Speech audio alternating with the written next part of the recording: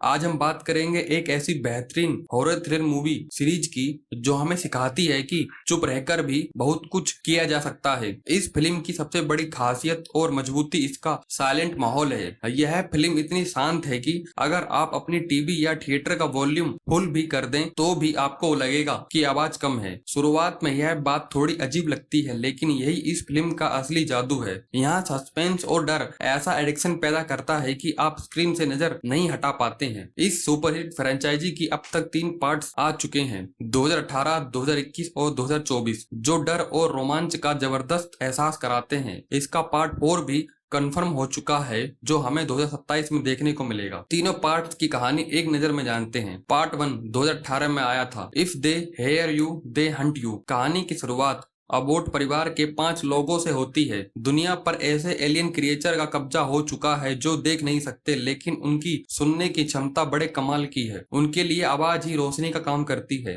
Twist यह है कि फिल्म की शुरुआत में ही एक खिलौने की आवाज के कारण छोटा बच्चा इन जीवों का शिकार हो जाता है। उन क्रिएचर की कमजोरी यह है कि परिवार की बड़ी बेटी जन्म से बहरी है। इसकी सुनने वाली मशीन से हाई फ्रिक्वेंसी वाइब्रेशन निकलती हैं, उससे यह एलियन तड़प उठते हैं। लेकिन यह बात परिवार को बहुत बाद में पता चलती है। क्लाइमैक्स भी बहुत जबरदस्त है। माँ प्रेग्नेंट है। बच्चे के जन्म के समय आवाज ना हो, इसके लिए उन्होंने पूरी तैयारी की है, क्योंकि बच्चे का रोना सीधे मौत को बुलावा देना है। अंत में पिता जॉन क्रेस्की अपने बच्चों को बचाने के लिए खुद की कुर्बानी दे देता है। Part 2 silence is not enough. सिर्फ शांत रहना ही अब काफी नहीं है। अब परिवार को उस फार्म हाउस को छोड़कर आगे बढ़ना पड़ता है। यहाँ एंट्री होती है एक नए किरदार एमेट की, जिसे Oscar winner actor Cillian Murphy ने निभाया है। इसकी कहानी भी बहुत अच्छी है। रेडियो पर सालों से एक ही गाना बज रहा होता है, जिसे बेटी को समझ आता है कि कहीं दूर एक सेफ आइलैंड है। एलियन पानी में तैर नहीं सकते, इसीलिए वह आइलैंड सुरक्षित है। और उसका क्लाइमैक्स ये है कि बेटी और एमेट मुसीबतों का सामना करते हुए आइलैंड पहुंचते हैं। वहां के रेडियो स्टेशन से वहां अपनी मशीन की वाइब्रेशन पूरी दुनिया में ब्रॉडकास्ट कर देते हैं, जिससे इंसानों को इन एलियन से लड़ने का एक हथियार मिल जाता है। अब जो इसका पार्ट 4 आएगा वो यहीं से चालू होगा। वो कैसे,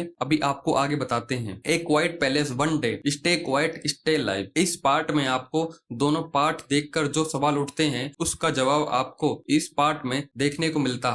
यह एक प्रीक्वल फिल्म है जो हमें कहानी की बिल्कुल शुरुआत में ले जाती है, यानी वह पहला दिन जब यह एलियन आसमान से उल्का पिंडों के जरिए धरती पर गिरे थे। इसकी कहानी बहुत सिंपल है। इसमें पुराने किरदार नहीं है, बल्कि एक नई लड़की लुपिटा न्योगा और उसका बिल्ली के साथ बचने का संघर्ष दिखाया गया है। बाद में एक मेंबर इनके साथ और जुड़ जाता है। शहरों में बहुत शोर शराबा है, गाड़ियों की आवाज है। इन्हीं भगदड़ के बीच एलियन अपना खूब खूनी तांडव करते हैं, जिसे देखकर आपके रोंगटे खड़े हो जाते हैं। इस फिल्म की खास बात यह है कि इस पार्ट में पता चलता है कि पुलिस मिलिट्री अनाउंस करती है कि एलियन तैर नहीं सकते, इसीलिए सब लोग साउथ वेस्ट की बोट की तरफ भागते हैं। अंत में लड़की खुद की जान दांव पर लगाकर एक लड़के को बोट तक पहुंचाती है, लेकिन खुद अपनी यादों के जरिए उसी शहर में रुकने का फैसला करती है। अब आपको बताते हैं कि फिल्म आपको किस ऑर्डर में देखनी चाहिए। सबसे पहले एक क्वाइट पैलेस डे 1 देखिए, उसके बाद दूसरा नंबर है एक क्वाइट पैलेस 2018 की, उसके बाद तीसरा पार्ट आप देखिए एक क्वाइट पैलेस पार्ट 2